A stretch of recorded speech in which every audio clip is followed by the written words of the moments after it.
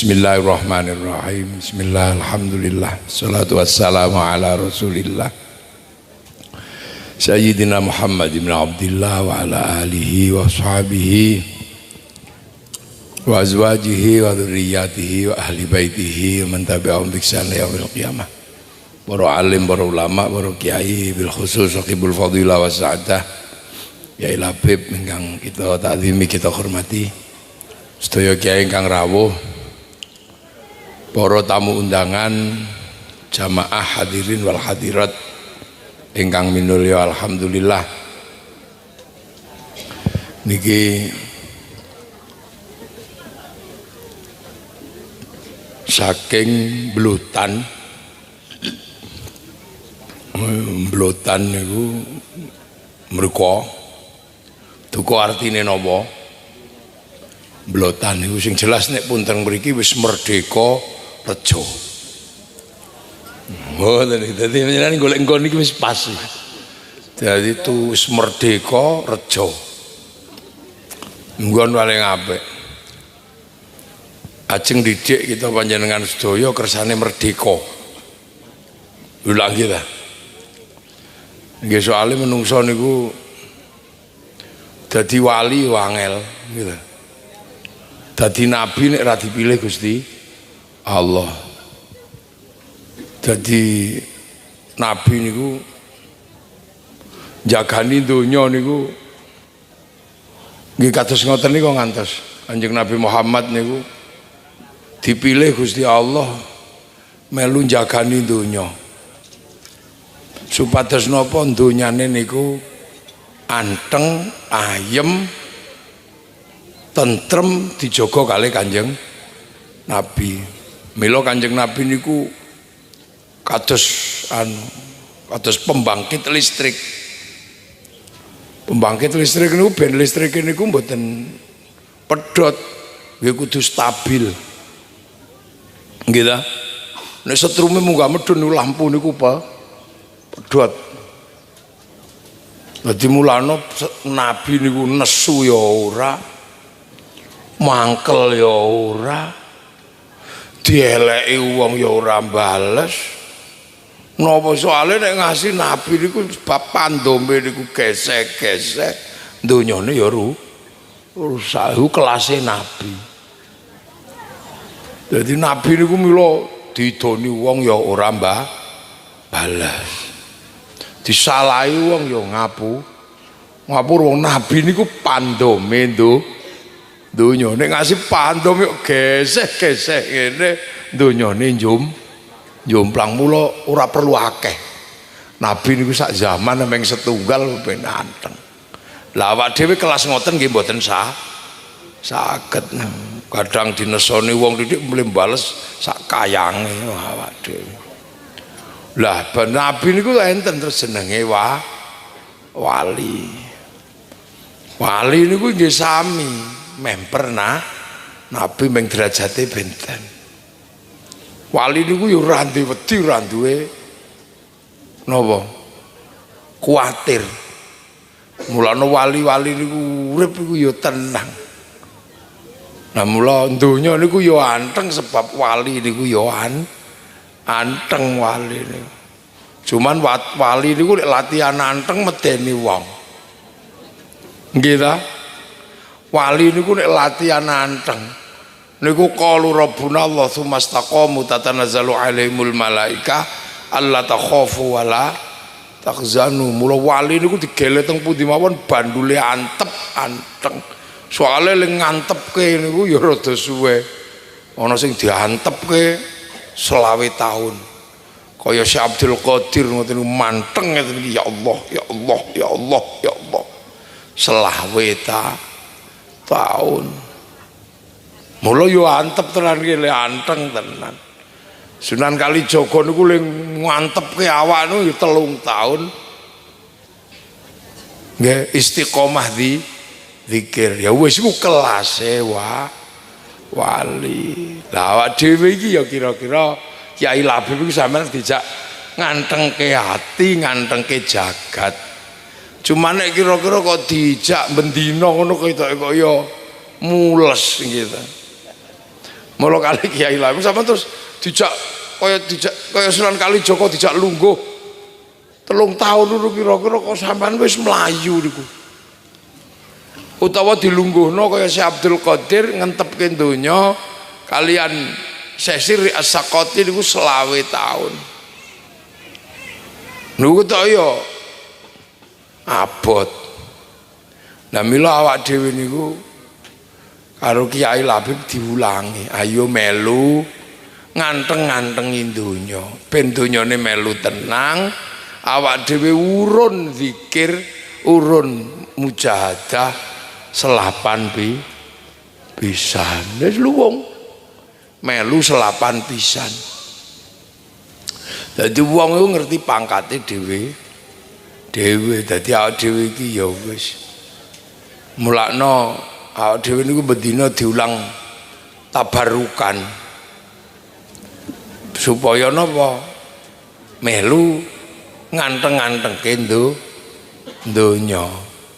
Ala bi dzikrillah tatmainnul qulub. Dadi zikir niku nentremke ati. Nek wong iku atine anteng, donyane melu anteng. Lah ngoten. Lah mulane Kanjeng Nabi niku ngantengke awake 15 tahun teng Gua Hira. Syekh Abdul Qadir teng Padang Pasir 20 tahun. Sunan Kalijaga teng mriki mawon teng pinggir kali 3 tahun. Nah kira-kira sampean ben melu anteng melok ngentengke donya selapan pisan wis luwung bangane ora blas urun. Dadi urun bandule donya iki ben ayem awak dhewe niku napa melu selapan pisan. Soale kelas-kelasan ana sing melok ngantengke donya ben donya niku donyane melok anteng niku langsung nyekeli bandule donya. Niku budal teng Mekah. Ning niku ya larang lho. Ayo sampean pilih ndi kok ya. Oh. Mulane ana sing melu macam-macam ngantengke donya niku. Soale donya niki digantung karo Gusti Allah. Niku dadi donya niki penuh guncangan. Donya niki mobat mabit sebab donya niku digambarke karo Gusti Allah niku kados pelita-pelita niku lah pelita-pelita niku antenge nek wong ngene iku melu anteng. Lah antenge wong niku sebab atine anteng. Lah ati anteng niku sebab zikir teng Gusti Allah. Lah antenge nabi yo kaya ngoten niku ya ora kuat sampean dadi nabi. Ana wong kok diidoni malah digoleki pas lara. Niku wis anteng tenan nabi niku. Ana wong kok arep dipateni kok malah ngapura. Nek ora Kanjeng Nabi ora ade ra iso ra ketang titik nempiling sithik. Lah anak ade niku kelase niku ya wis ayo melu jagani antenge ati kanthi antenge donya selapan pisan. Nggih, karo diulangi supaya karo napa diulangi zikir supaya atine niku anteng. Nggih, nah, diulangi zikir sadurunge zikir awak dhewe diulang napa diulang ngedum apike donya sing paling ikhlas sak donya. Dadi supaya sampean kuwi melok duwe amal sing paling ikhlas itu ya diulangi ingin kali Kiai Labib ben atine anteng duwe amal sing paling ikhlas. Napa amal sing paling ikhlas ning donya niku? Sampeyan guru-guru ya. Ini kadang gak dira krasa. Wong diulang sedekah paling ikhlas. Mboten. Sampeyan diulang sedekah saiki tak hitungno, sampeyan mesti ra iso ngitung. Dadi Kiai Labib niku ngulangi sampeyan niku duwe ganjaran sing hitungane ra kena diitung. Soale iki ganjarane paling ikhlas. Lho, apa ya, Bang? Fatihah. Lho, Sampeyan tak kandhani sampeyan. Sampeyan niku duwe deposito mungkin selama melu zikir iku paling ikhlas iku nyodakoi wong Fatihah. Ayo. Sampeyan tahu nyumbang Kiai Labib 500.000 gue bangun masjid eling ora? Eling ta? Tapi selama nderek Kiai Labib diulangi Fatihah sedekah ping pira lali sampean? Lali ta? Wong ikhlas. Sakniki ngeten, ila hadratin nabiyil mustofa iku siji. Gitu. Iku siji wong nabi wis sitok. Wa ila jami'il anbiya, sampeyan iso ngitung nabi ne Gusti Allah. Lah iso ngitung to wis ada. Wal mursalin lan utusane Gusti Allah iki selawe, iki jelas iki selawe. Ana alamate ana jenenge. Nek anbiya niku sampeyan ra ngerti jumlahe nabi pira, jenenge sapa alamate nendi ya ora ora. Apa meneh terus sampean wa ila jami'i auliya illah, waline Gusti Allah. Sampeyan iso ngitung iku jumlahe pira, wonge nendi. Minal masyariqi ila magharibiha, brang wetan brang kulon. Ra roh dhewe pisan. Fi barriha wa bakriha, daratan lautan. Ya wis timbangan ade mumet iku neng ndi wonge cenderunge piye. Akhirnya koordinatornya dijaluki tolong wa ila hadrati sultanul auliya Syekh Abdul Qadir Al-Jilani. Lho iku mulakno sampean ojo sembrono nek wis muni wali niku ana koordinatore, mula aja ngasih salah nyebut koordinatore wali niku alamate ra ono. Lho iku sampean ngerana. Lho terus sampean Fatihah maneh nanti abaina. Sampeyan paling elik ro lak nameng bapak ibu buyut canggah wareng sera. Pemene wareng udeg-udeg gantung siwur terangan bodol ketepok basa wis ora. Wa ummatina. Wis ora weruh iki jumlahe munggah bapak ibu-ibu dhewe niki. Masyayikhina wis kabeh guru-gurune ya wis ora. Tapi sampeyan sebut sing ngatur ngono. Wa ila jami'il muslimina wal muslimat. Ayo sampean ero jumlahe wong Islam iki. Karo wong muslim lanang wedok jumlahe sak pira? Niku sak Merdeka Reja sampean rapati apal. Niku sak donya lho niku. Apa meneh nek misale sebut al ahya sing urip.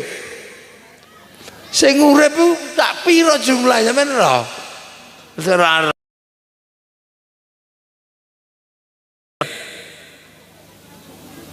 Iku langsung Fatihah. Lho sampean ngirim tu sedekah sakmono akeh. Tur ikhlas ra ono wong undat-undat Fatihah. Aku mau Fatihah mbahmu awas ora enek. Enek mboten. Lah niki lho. Saiki iku masyaallah. Dadi adewe iki diulang melu ngantepke donya, ngayemne donya. Kanthi ngayemno awake dhewe ati diulang.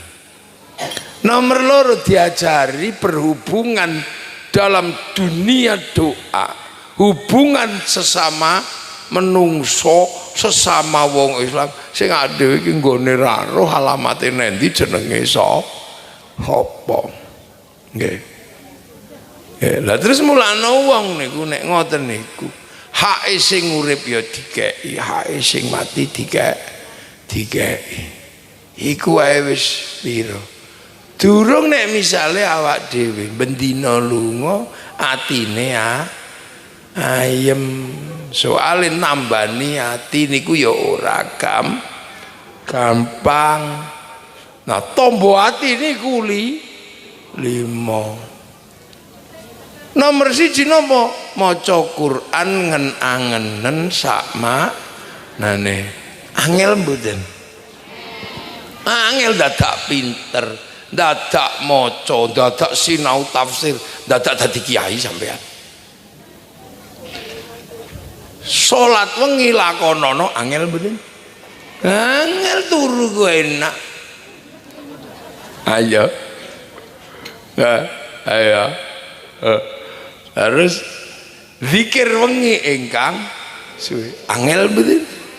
angel. Wetengira ingkang luwih angel bener. Sing paling gampang napa? Wong kang soleh kumpul. Nah iki paling enteng wis.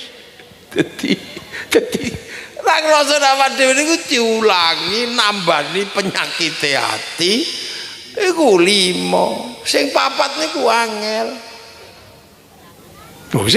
Sing angel maca Quran ngenangan iku lak tetep belajar ilmu tafsir macane. Lah sapa maneh sing sepuh-sepuh alhamdulillahi rabbil maca wae jepat-jepat ae. Zikir wengi ya Allah ya Allah ya Allah ya Allah. Enggak terus napa tasbih ucul dengkule gringging bokonge Pak atine alah suwene dadi lho niku dadi mulane kiai-kiai wis ngene ae wis dimana iki mboten krasa ini ngumpuli wong saleh niku wis teko mriki ngumpuli Kiai Labib Udut ngene kadang sampe nang ngumpuli Kiai Labib ya mung selapan bisa lah ya mulane kadang ya didelingi wis ning niku nggih wong sampean niku diajari maca Quran kesak angen ya nang pondok ya wis telat mondok lah nggih salat wengi lakonane wis kadung linu dengkule zikir wengi ingkang suwe wis kadung ngantukan lha mulane ngene iki sing tuwa-tuwa tok sing teko ngene sing nom-nom ya ora enek wetengira ingkang luwe ya wis emah asam lambung lha mula akhire kan para kiai iku mesti gawe jamaah ngeten iki sebab napa ana tombo niku wong kang saleh kumpul lah ya wis niku mawon mangkumpuli kumpul kanca-kanca kumpul ngene lha soalé wong saleh niku ya enak soalé dilala wong saleh niku napa kok dikumpuli kok ngantem apa ngayemke ati soalé wong saleh niku didongakno wong sak donya. Jadi wong saleh niku sing ndongakno wong akeh. Soale mesti anggere sampean wong sak donya kok salat, arep Muhammadiyah, arep MTA, arep LDII. Iki mesti ana wala ibadillahis sholihin ya. Itu apa sih? Apa sing wali maca tahiyat nang ra ana wala ibadillahis sholihin.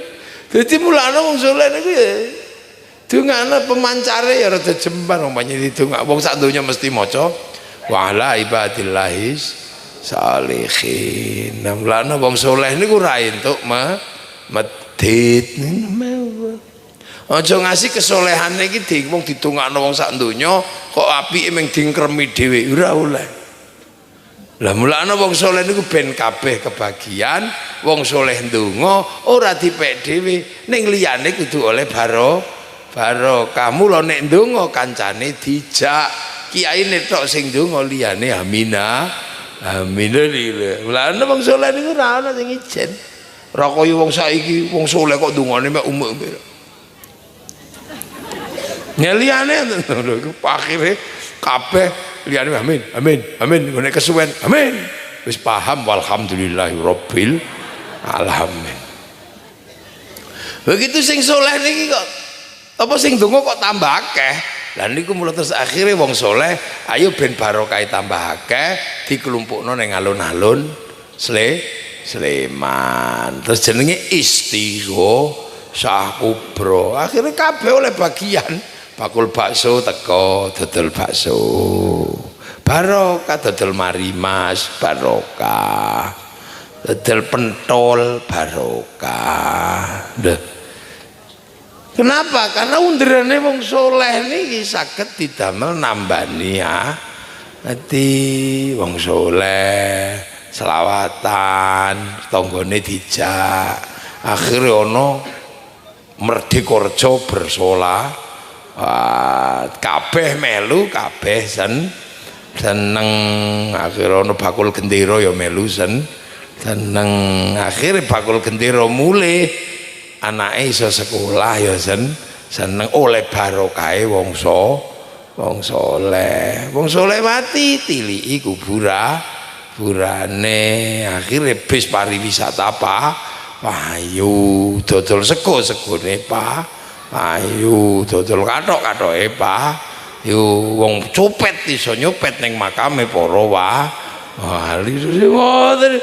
Jadi ulama membikin bagaimana dunia niku ayem tentrem kabeh oleh barokah niku lho. Lha niku mulana sampean niku diulangi kaya ngeten niki. Sampeyan ora tau petuk ya iso silaturahmi donga ngoten lho. Mula sampean bejo ngoten lho. Wonten Kiai Labib gelem napa mulangi kita panjenengan sedaya melu ngawo nganteng-nganteng ning donya menenangkan dunia kanthi nenangno atine dhewe. Sampeyan sesuk nek mulai wangsul teng ngarsane Allah duwe investasi Fatihah sing wis ora iso diitung ket zaman awitan melu pikir ayo sampean iso ora ngitung sampean padahal sak huruf niku 300 dinar niku ya cara dhuwit 3,5 juta. Lha sampean Fatihah iku pirang huruf ping piro ora tau lali. Lha dadi mesti sampean kan apa Fatihah alhamdulillah. Dan itu proses kayak ngoten niki. Nggih ta? Lah niku sampai akhirnya mengkene niku napa? Paling boten niku. Zikir teng Gusti Allah niku pun dadi boten krasa nek wis diulang kaya senaosa seminggu pisan. Ora ana liya kejaba Gusti Allah. Dadi akhire dhewe iku dadi urip barokah. Wong lambe niki wis diulang, ya Allah, ya Allah. Sirah ora iso muni ya diulang gedhe-gedhe. Ya Allah, ya Allah, ya Allah. Tangan ra iso muni cekeli tas. Dengkul ra iso muni diulang sila.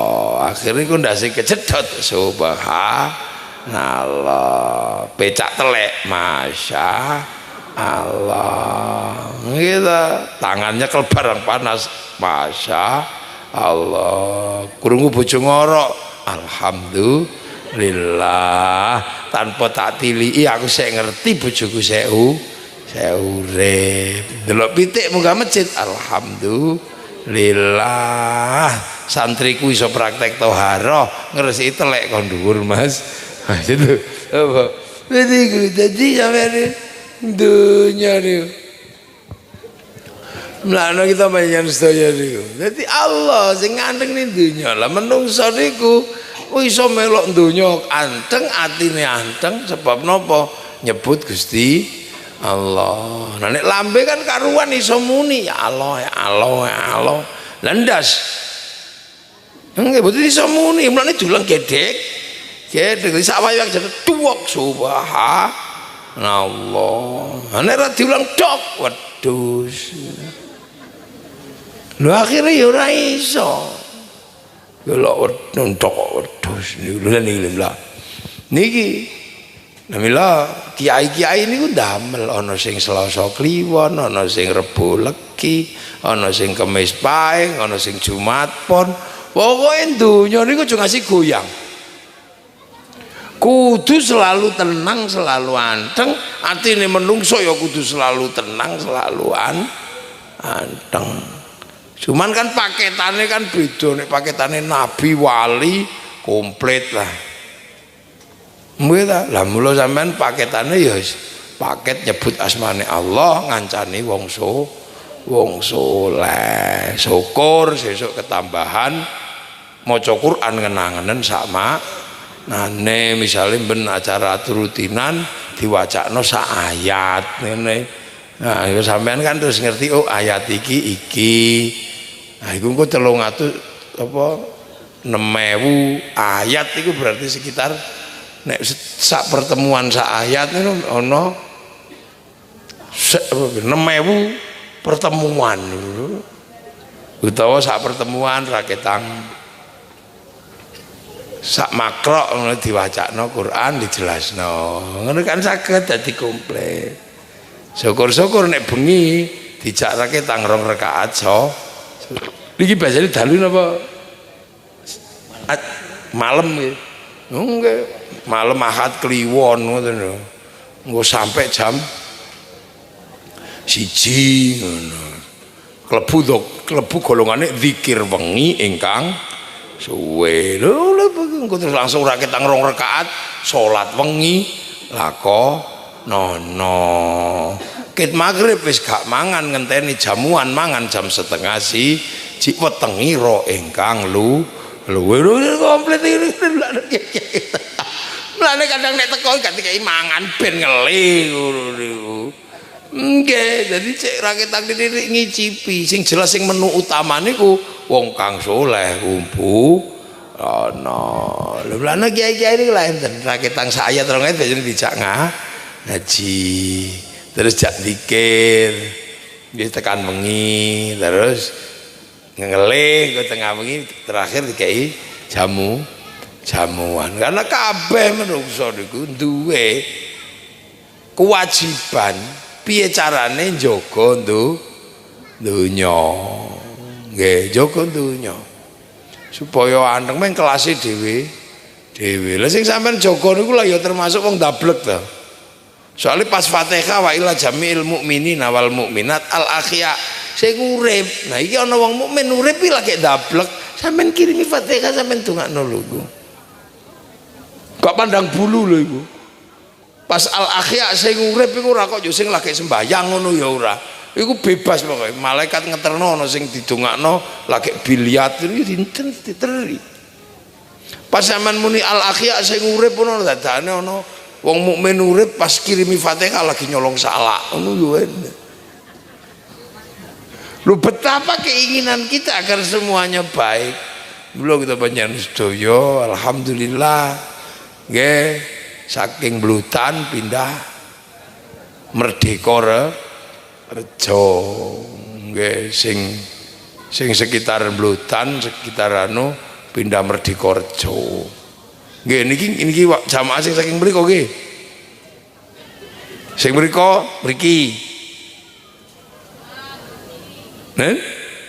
Ini sing mriki tok niki. Alhamdulillah sampean saiki duwe rutinan malam Kamis, malam Minggu kliwon. Soalnya kira-kira bengi ya ora kuat iki. Lho lah makane niku mlano ngaku niku kiai wis ngaku. Nek bendina ngantuk, nek selapan ya ngantuk. Ya padha mawon nek bab ngantuk kabeh wong ngaji ngantuk, tapi wong ngaji niku masih ngantuk oleh ganjaran. Nek mripate melek mripate ngaji, nek kupinge ngrungokno kupinge ngaji. Lah nek turu bokonge ngaji. Lah kaya ngeten iki masyaallah. Panjenengan sedaya. Nggih. Lah niku sedaya bekal kita ajeng sowan ngarsanipun Allah. Nggih, mulane wong urip niku sing penting aja lali sangu wangsul dhateng ngarsane Allah. Niku tok mawon ajane niku. Nggih. Mila sampai mbah-mbahne dhewe nika le mulang niku pokoke urip iku aja ngasih lali sangkan paraning dumadi. Nah supaya gak lali sangkan paraning dumadi kita panjenengan sedaya diulangi tembang maca pat. Nek wong biyen kita tembang maca pat kang kawitan Mas Kumambang.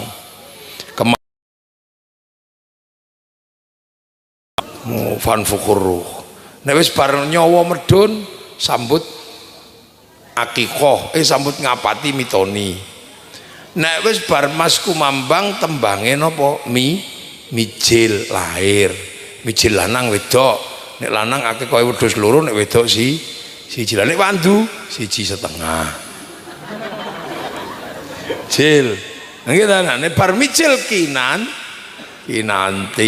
Lha niku kabeh mangke Yai Labib niku melok ngurusi.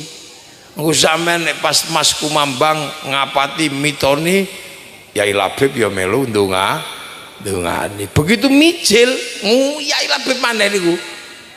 Begitu lahir akikah lanang loro wedok siji ya sing tungani meneh ya Kiai. Engko tekan mangsane wis bar mijil kinati cilik-cilik sangoni kanthi agama kanthi akhlak diwulang ya ning kene maneh TPQ TPA nggih ta. Lah terus bocah niku nek wis bar kinanti niku sinom dadi cah nom wis mulai ndablek ya ning kene meneh mulang. Ayo engko lek wis bar kinanti bar sinom asmara mulai ke taman asmara jatuh cinta ya sekolahe yo ning kene Alia SMA. Gambuh rabi sing mau idoh Kiai Labib maneh. Nggih ta? Nek wis bar gambuh dandang gula rasane manis pahite urip nek mumet ya melayu mrene maneh. Bar ngoten niku terus durma berdharma bakti nata kampung dadi pemimpin apa. Lha iku bimbingane kiai maneh. Terus bar ngono pangkur wayahe mung dengkul wis mulai linu untu wis mulai protol balik rene maneh. Dadi menungso niku karo kiai ora bakal iso pisah. Engko terus megat roh mati. Begitu bar mati pucung dipocong yo kiai meneh sing nyembayang. Terus dadi mulane bar ngono rampung buyut mlebu lawang ciyo kiai meneh sing nalkin. Lha niku mulane menungsa niku ket lahir sampai mati niku mboten iso ucul kalih agama mula bejo nek teng mriki terus wonten Kiai Labib engko sampean diulangi ngene nggo sangurana rong bali. Mula kita panjenengan sedaya alhamdulillah niki Kiai Labib nembe pertama niki nggih mriki. Nggih kula barang niku ya teng minggir mriku ya. Anyar kula teng mriku. Kula nek meh 2 tahun. Yai Labib lagi sedina niki berarti. Kan nggih, lha pokoke sebuah tempat kudu ono kiyaine. Soal napa? Menungso ora iso pisah. Ket lahir sampai mati niku butuh kiai. Ngapati kiai, mitoni kiai. Lahir akikah kiai. Jenengi kiai. Nyekolahi cilik kiai, sekolah gede kiai, engko rabi kiai meneh. Ayo, berapi terus judek ngono kiai maneh. Wayahe pangkur diulang zikir tuwek-tuwek ngene ya kiai maneh sing ulang dengkul, ngulang bokong. Engko begitu mati ya kiai meneh sing bungkus, ora ana sing bungkus kok ora kiai iku. Nggih camat bungkus ya ora. Sing nglebokno kuburan ya kiai sesuk diselameti 3 dina 7 ya kiai maneh. Dadi wong karo agama iku ora iso pisah. Mulane wis ayo bejo sampean monggo sareng-sareng aja lali nek Jumat nek ngahat kliwon. Ora ketang teko bokonge tok mboten menapa. Maksud teko bokonge tok iki teko tek langsung turu ngoten niku enten.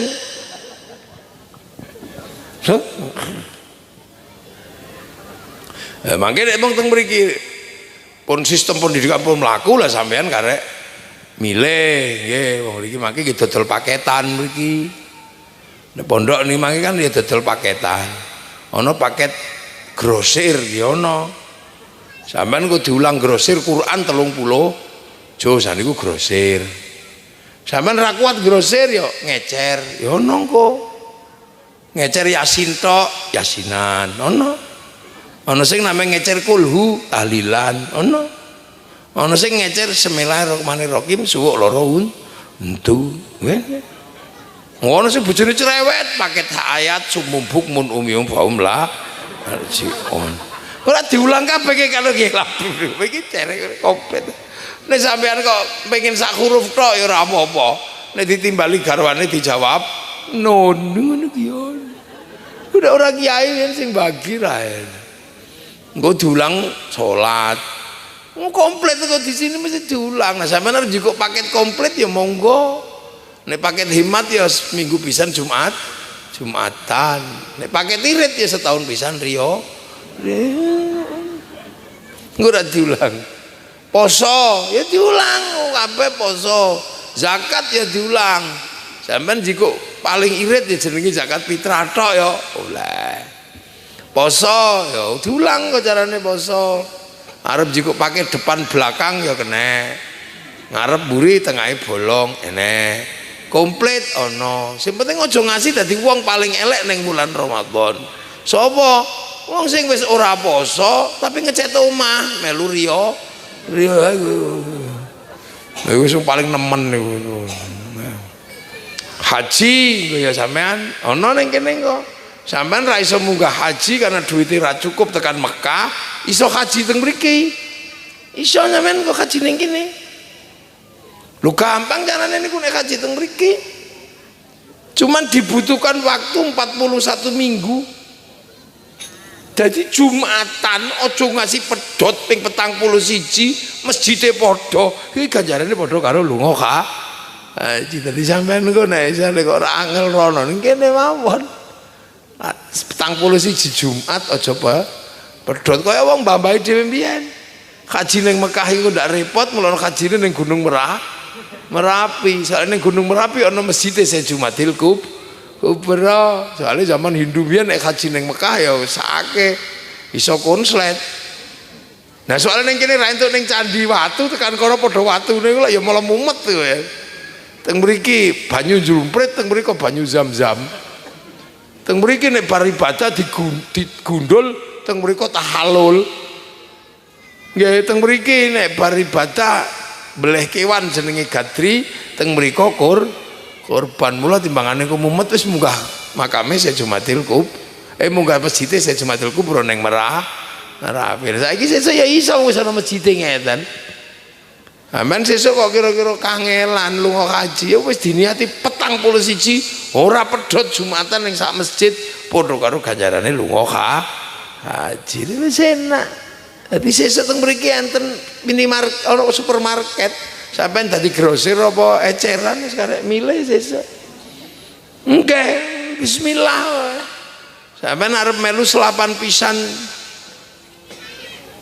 apa ngahat kliwonan monggo tapi nek ajeng harian ya saged teng mriki diimami Kyai Labib ya saged nggih kula ana zikir harian ana lha niki lha kita panjenengan sedaya alhamdulillah bilih wong nek wis ana napa panggenan ngaji babakan agama niku nandhakaken kita panjenengan sedaya fa insyaallah wis slamet dugi ngarsanipun Allah Subhanahu wa taala. Mugi-mugi Kyai Labib dipun paringi kesehatan. Nggih saged momong kita panjenengan sedaya. Sampeyan ki diparingi kesabaran nderek ya Kyai. Nggih soal melu Kyai ora pati enak. Lha melu kiai iki ora enak kok. Sampeyan ngawur nek melu liyane enak. Nek melu kiai iki jelas subuh dikongkon tangi ra enak. Nek melu kiai iki jelas ra oleh ganggu bojone wong jelas. Padahal ganggu bojone wong iku enak. Sampeyan nek melu kiai niku jelas diulang sing ra enak nyolong ora enak. Ra oleh ngono nyolong niku enak.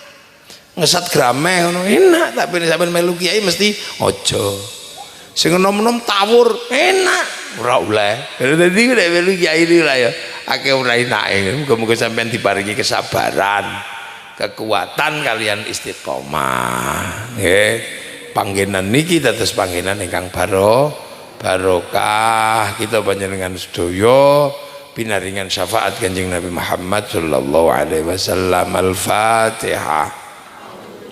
Syaitanir rajim. Bismillahirrahmanirrahim. Alhamdulillahirabbil alamin arrahmanirrahim maliki yaumiddin. Iyyaka na'budu wa iyyaka nasta'in ihdinas siratal mustaqim siratal ladzina an'amta 'alaihim ghairil maghdubi 'alaihim waladdallin. Amin. Bismillahirrahmanirrahim. Alhamdulillahirabbil alamin hamdan na'iman syai'an.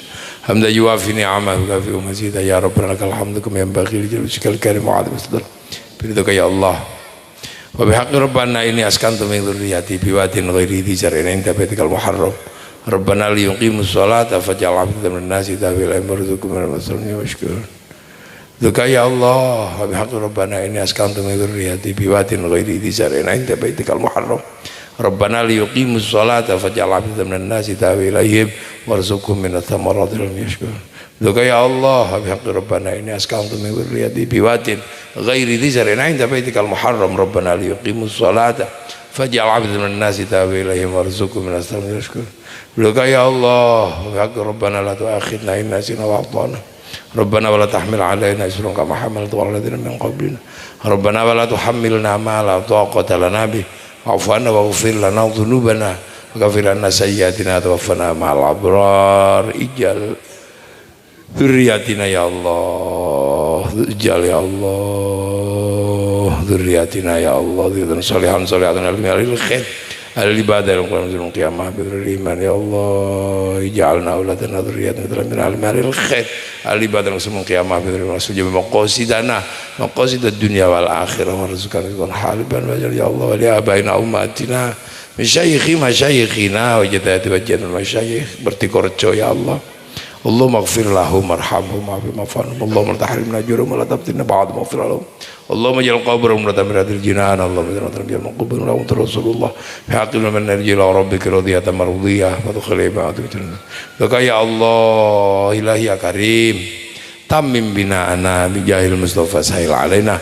La ya karim tammim bina'ana bijahil mustafa sahil alaina. La ya karim tammim bina'ana bijahil mustafa sahil alaina. Allahumma shalli wa sallim wa barik ala maulana Muhammadin wa ala alihi nuril mudhibil nisyan bi nurihi fi kulli lamhatin wa nafasin adama ja'almallahu rabbana atina min ladunka rahmah wa hayyi lana min amrina rasyada ilana min amrina rasyada ilana min amrina rasyada ilana min amrina rasyada. Rabbana atina fid dunya hasanah fil akhirati hasanah wa qina adzabannar. Wa sallallahu ala sayyidina Muhammadin walhamdulillahi rabbil alamin. Bismillahil Fatihah. Siratal ladzina an'amta 'alaihim ghairil maghdubi 'alaihim waladdallin.